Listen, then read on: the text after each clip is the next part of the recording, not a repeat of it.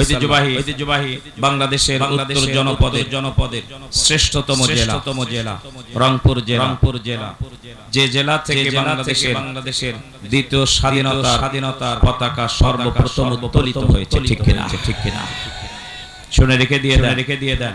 যদি আবু সাইদ এই রংপুরে শাহাদাত বরণ না করত তাহলে বাংলাদেশের স্বাধীনতা আসতে আরো অনেক দেরি হয়ে যেত। আবু সাইদের শাহাদাতের মধ্য দিয়ে এদেশের কোটি কোটি মানুষ রাজপথে নেমে পড়েছিল তার এই শাহাদাতের প্রেরণা নিয়ে। তার এই দৃশ্য দেখার পরে সবাই ঝাঁপিয়ে পড়েছে রাজপথে। ঠিক কিনা বাংলাদেশের ঐতিহ্যবাহী জেলা রংপুর জেলা মিঠাপুকুর উপজেলা গেলা ঝুঁকি উত্তরপাড়া যুব সমাজ কর্তৃক আয়োজিত 2 দিন ব্যাপী 17তম ঐতিহাসিক তাফসীরুল কোরআন মাহফিলের সমাপনী দিবসে সুযোগ্য সম্মানিত শ্রদ্ধাভাজন সভাপতি বিশিষ্ট আলিমে দ্বীন ফজিলাতুশ শাইখ জনাব হযরত মাওলানা আব্দুল মজিদ সাহেব খতিব গিলাসুকি উত্তরপাড়া জামে মসজিদ। আল্লাহ রাব্বুল আলামিন মুহতারাম খতিব সাহেব হুজুরকে হায়াতে তাইয়্যিবা সিফাতে কুল্লিয়া দান করুন, বলুন আমিন। আরো জোরে বলে আমিন। আজকের মাহফিলের বিশেষ আকর্ষণ যিনি আমার আগে অত্যন্ত গুরুত্বপূর্ণ আলোচনা পেশ করেছেন। ঠিক কিনা বলে বিশিষ্ট আলেমে দ্বীন জনাব হযরত মাওলানা খোবাইব হোসেন সাহেব ইমাম ঐতিহাসিক তনকা জামে মসজিদ ও পরিচালক নতুন হাট হাফিজিয়া মাদ্রাসা মিঠাপুকুর।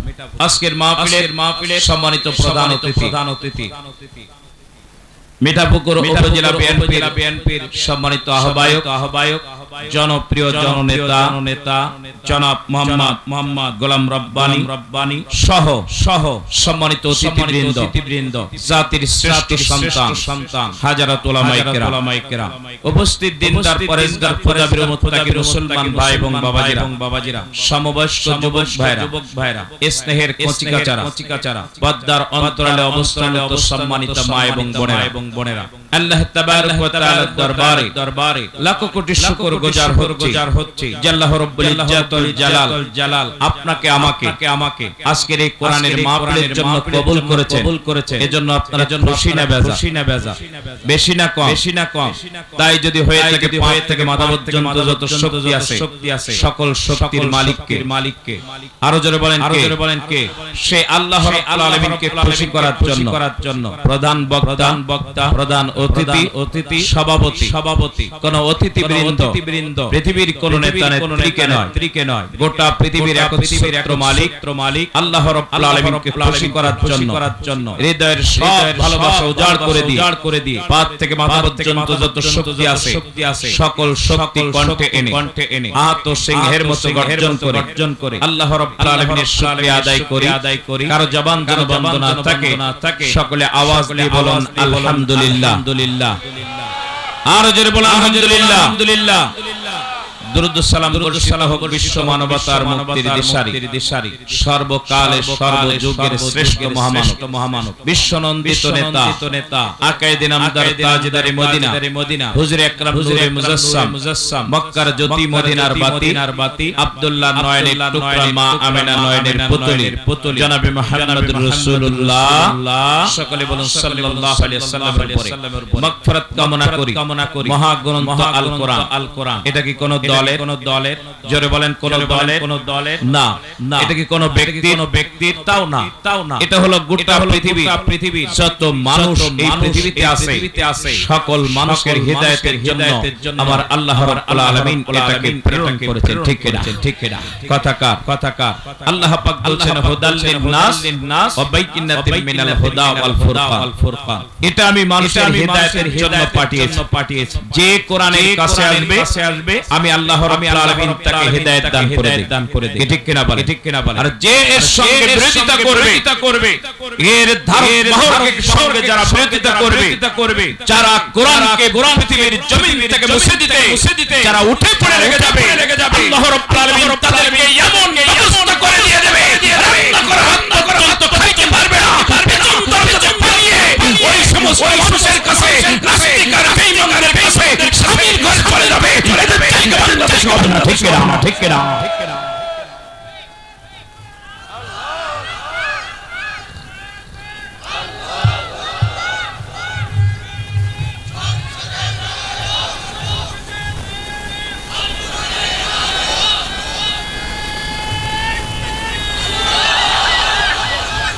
আমার মুসলমান ভাইরা কোরআনকে যারা ভালোবাসে আল্লাহ রাব্বুল আলামিন তাদের বিজয় দান করেছে ঠিক কিনা কোরআনের বিরোধিতা করো কোরআন কি তোমার বাড়ির কি সতীন নাকি সতীনের মতো আচরণ করে ভারত কোরআনের বিরোধিতা করে এরাও কোরআনের বিরোধিতা করে আমার মুসলমান ভাইরা কোরআনের মাহফিল বিগত দিনে এই মাহফিল যখন অনুমতি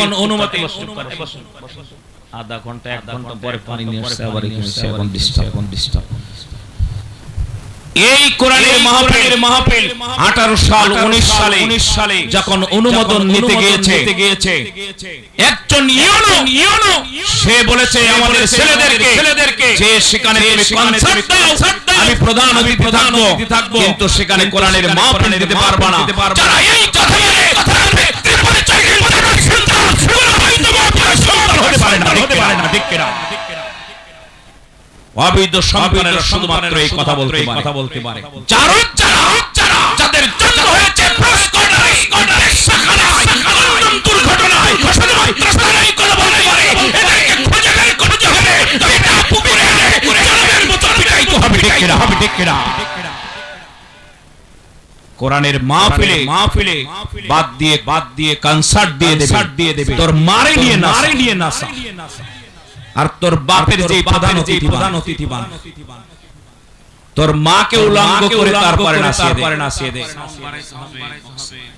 সাউন্ড কমাইলে হবে না কোনো অবস্থায় ওইখান থেকে কিন্তু আমি নিচে নামলে উঠিয়ে দিয়ে দেব তোমাদের মাইকের সাউন্ড ভালো আছে তোমরা কানো গনে করে কুতুর করতেছ ভালোই তো সাউন্ড আছে এখন সাউন্ড ভালো হচ্ছে না আগে মনে হচ্ছে যে না এদের সমস্যা কিন্তু আসলে দেখা যাচ্ছে এদের সেটের সমস্যা না হাতের সমস্যা মনের সমস্যা অতএব সমস্যায় করোনা কোরআনের মাহফিল মানুষের শুনতেছে তোমাদের সুনাম হবে তোমাদের কোম্পানিরও সুনাম হবে কে ঠিক কেনা বল এরাও অনেক কষ্ট করে মাহফিল দিয়েছে এই জনগণ অনেক কষ্ট করে আসছে অতএব তোমাদের সুনামের দোয়ারও দরকার আছে সেই কারণে বেশি গোতাগতি করোনা মানুষকে একটু কোরআন শুনতে দাও তা না হলে টিউনের মতো অবস্থা হয়ে যাবে সম্মানিত ভাইরা যে কথা বলছিলাম বলছে এসআই সেও বলছে তুমি কনসার্ট দাও বেটা কনসার্ট এখন কর তোর মা বোন তোর স্ত্রীদেরকে নিয়ে কনসার্ট কর শোনার জন্য মোদি আর দোসরেরা আসবে তোর বাড়িতে এখন পালাচ্ছিস কেন এখন পালাস কেন কনসার্ট দে তোর বউকে নাচা তোর মাকে নাচা তোর বোনকে নাচা তোর কুষ্টিতে যারা আছে তাদেরকে নাচিয়ে দে আমাদেরকে কনসার্ট দিতে বলিস কেন আমরা কোরআনের মানুষ এই মিঠাপুকুর শহীদের রঞ্জিত এই জায়গায় কনসার্টের কথা বলেছি এই জায়গায় বন্ধ হবে ঠিক কিনা আমার মুসলমান ভাই কত বড় সাহস কনসার্ট দিতে বলে ছেলেদেরকে কনসার্ট দিতে বলে কোরআনের জন্য যারা রত্ন দিল জীবন দিল অর্থ দিল শ্রম দিল মেধা দিল আর 5 তারিখে স্বাধীনতা আনতে যে আবু সাইদ মুক্ত সহ সারা জীবনকে উৎসর্গ করে দিল আল্লাহ রাব্বুল আলামিন তাদের শাহাদাতি মরণকে কবুল মঞ্জুর করুন বলুন আমিন আর জোরে বলুন আমিন সম্মানিত ভাইরা প্রত্যেকটা আলেম এক একটা আলোচনা করার জন্য আগে নির্ধারণ করে ঠিক কিনা বল আমি চেয়েছিলাম একদিকে যাওয়া কিন্তু স্টেজে আসার পরে আমার আলোচনা চেঞ্জ করতে হয়েছে বাধ্য হয়ে কারণ নীতি কথা শোনার পরে লিমা তাকুলুনা মা লা তাফালুন, যেটা বলবো সেটা করব না, এটা তো হতে পারে না। এজন্য বাধ্য হয়ে চাচ্ছিলাম রংপুরের দিকে স্টাইরিং ঘটায় দিছি মেটাপুকুরের দিকে। সম্মানিত ভাইরা, আমি আপনাদের সামনে কোরআনুল কারীমের 9 নম্বর সূরার নাম সূরাতুত তাওবা। কি সূরা? সূরাতুত তাওবা। এই সূরাতুত তাওবার 23 নম্বর আয়াতে কারিমা তেলাওয়াত করেছি। আল্লাহ রাব্বুল আলামিন যেহেতু সরল অর্থটা আগে আপনাদেরকে বলতে হবে, আলোচনায় যখন যাব তখন তো এদিক সেদিক অনেক দিক চলে যেতে হবে, সেই কারণে আগে আয়াত যেটা তেলাওয়াত করেছি তার অর্থটা আগে আপনাদেরকে শোনাই। আল্লাহ রাব্বুল আলামিন বললেন, হে ইমানদারগণ, তোমরা তোমাদের বাপ ও ভাইদেরকে যদি ঈমানের উপর কুফরিকে প্রাধান্য দেয় তাহলে তাদেরকেও নিজেদের বন্ধু হিসেবে গ্রহণ করবে না। আমার কথা বোঝা গেছে? যদি তোমার বাপ তোমার শ্বশুর, মানে বাপ মানে খালি আব্বা না, শ্বশুর আব্বাও আছে, চাচা আব্বাও আছে, বলে না বড় আব্বা, ছোট আব্বা, মেজে আব্বা, সেজে আব্বা, বলে কিনা? তার মানে বাপ মানে শুধু আমার জন্মদাতা বাপ না, আমার চাচা, আমার শ্বশুর, চাচা শ্বশুর, খালু শ্বশুর, ফুফু শ্বশুর, নানা শ্বশুর, দাদা শ্বশুর যদি ঈমানের চাইতে কুফরিকে বেশি পছন্দ করে, অর্থাৎ আল্লাহর জমিনে আল্লাহর দ্বীন প্রতিষ্ঠিত হোক, এটা তারা চায় না। মানুষের তৈরি করা মতবাদ প্রতিষ্ঠিত হোক, নিজের মত আইন প্রতিষ্ঠিত হোক, এটা যদি কেউ চায় এদেরকে তোমরা কখনো বন্ধুরূপে গ্রহণ করবে না। কথাকার ভুল বুঝবেন না, আমি কিন্তু বলি নাই, আমিও বলি নাই, আমার আব্বাও বলে নাই। বলছে নাকি?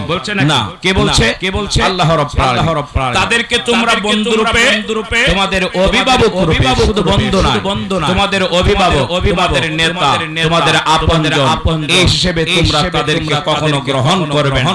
এরপরে আল্লাহ পাক বলেন, তোমাদের মধ্যে যারা তাদেরকে বন্ধু হিসেবে গ্রহণ করবে তারাই হলো জালেম। আমার কথা বোঝা গেছে? যারা এদেরকে বন্ধু হিসেবে গ্রহণ করবে এদের ব্যাপারে রাসূল সাল্লাল্লাহু আলাইহি ওয়াসাল্লাম বলেছেন, ওয়ামান দাআ বিদাওয়াল জাহিলিয়াতি ফাহুয়া মিন জুলসাল জাহান্নাম ওয়া ইন সামা ওয়া সাল্লা ওয়া সামা আন্নাহু মুসলিম আও কামা ক্বালা নবী সাল্লাল্লাহু আলাইহি ওয়াসাল্লাম। এই কথা শোনার পরে কিন্তু অনেকের খারাপ লাগতে পারে, কি ঠিক কিনা বলেন? আল্লাহর কথা শোনার পরে যদি কারোর মনের ভিতরে যারা যন্ত্রণা হয়, শরীরের ভিতরে যদি যন্ত্রণা হয়, বিশ্বাস করে লক্ষ্য করে দেখবেন শরীরের ভিতরে আজ পর্যন্ত নমরুদ, ফিরআউন, শামতান, সাব্বাব এদের সমস্ত রকম পর্যন্ত প্রবাহিত আছে, ঠিক কিনা? কারণ এই কথা আমার কথা, কার কথা?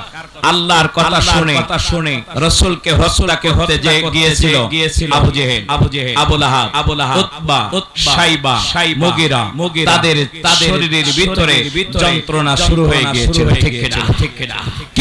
কিন্তু আবু বকর, ওমর, ওসমান, আলী, তালহা, জুবাইর, সাদ ইবনে আবি ওয়াক্কাস, সাইদ ইবনে যায়েদ, রহমান ইবনে আউফ, আবু উবাইদা ইবনে জাররাহ রাদিয়াল্লাহু তাআলা আনহুমা এদেরকে লাগে নাই, ভালো লেগেছে, ঠিক কিনা? কথা আল্লাহ রাব্বুল আলামিন বলেন, ওয়া ইদা তুলিয়াত আলাইহিম আয়াতু মূসা দাতুহুম ঈমানা ওয়া আলা রাব্বিহিম ইয়াতাওয়াক্কালুন।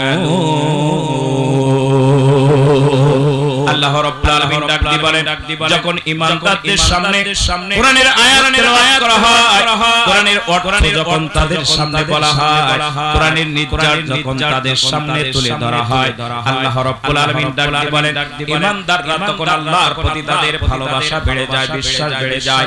আর যখন কাফের বেঈমানরা এই আয়াত শুনে তাদের শরীরের ভিতরে তখন চুলকানি বেড়ে যায়, ঠিক কিনা? অতএব কাফের বেঈমানরা বুঝবেন, এই আওয়াজ শোনার পরে সবচেয়ে যারা যন্ত্রণা শুরু হয়ে যাবে কাফের বেঈমানদের ফসল দেওয়া এদের শরীরের ভিতরে, ঠিক কিনা?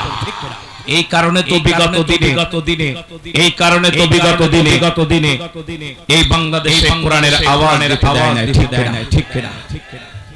এই কারণে কোরআনের আওয়াজ দিতে দেয় না। মুস্তাকিম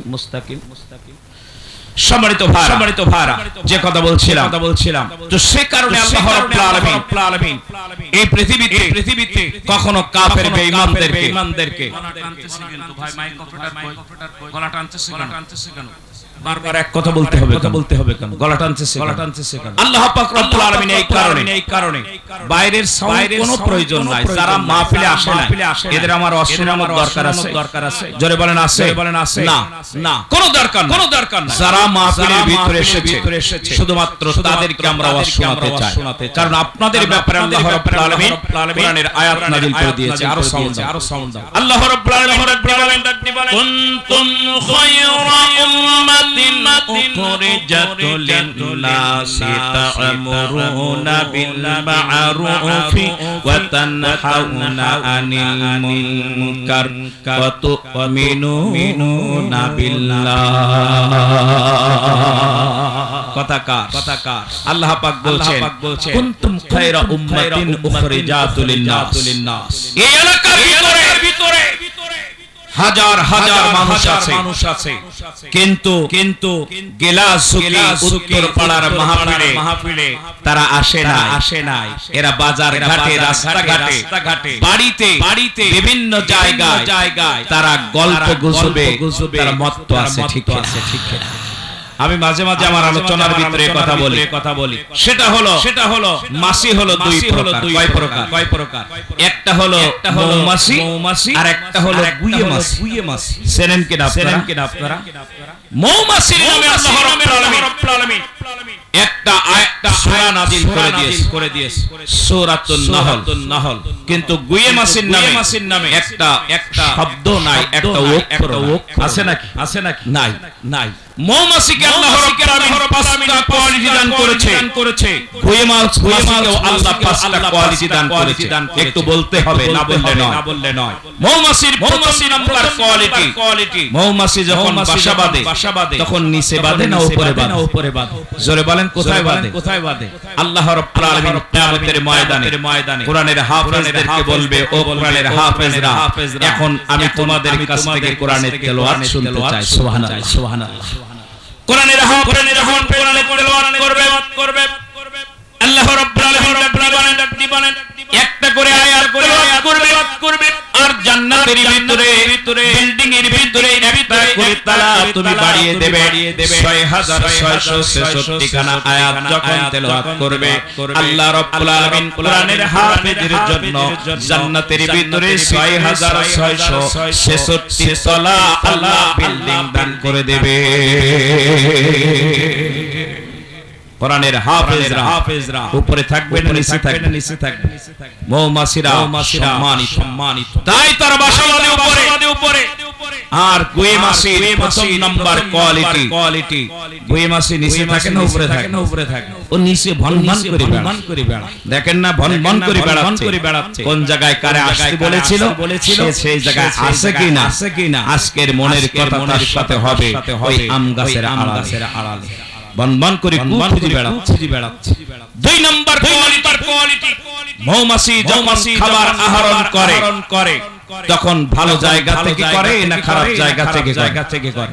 আপনি মৌমাছির ঘাট ধরে ময়লার উপর বসাইতে যাবেন, কিয়ামত হয়ে যাবে। কিন্তু কখনো মৌমাছি নোংরা জায়গায় কখনো এক চুল পরিমাণ বসবে না, বসতে পারে না, ঠিক কিনা? 5 তারিখের পরে যারা আবার নতুন করে চাঁদাবাজি করে গুয়ে মাছি কিছু হতে পারে না, ঠিক কিনা? চাঁদাবাজি করতেছো, জনগণ সামনে নির্বাচনে সব ব্যবস্থা করে দিয়ে দেবে। অতএব এই সমস্ত করে লাভ নাই। সম্মানিত হাজির, 3 নাম্বার কোয়ালিটি, মৌমাছি নিজে ভালোটা খায় অপারকে ভালোটা খাওয়ায়। রাসূল সাল্লাল্লাহু আলাইহি সাল্লাম বলেছেন মধু এবং কালোজিরা মৃত্যুবাদী সকল রোগের মৌষের ঠিক কেরা বলে। মধু তৈরি করে আর আমি নাকি না কিয়ামত পর্যন্ত যদি আমরা এখানে যারা আছি সবাই মিলে চেষ্টা করি এক ফোঁটা মধু তৈরি করার ক্ষমতা আপনার আমার নাই, ঠিক কিনা? আল্লাহ রাব্বুল আলামিন বলেন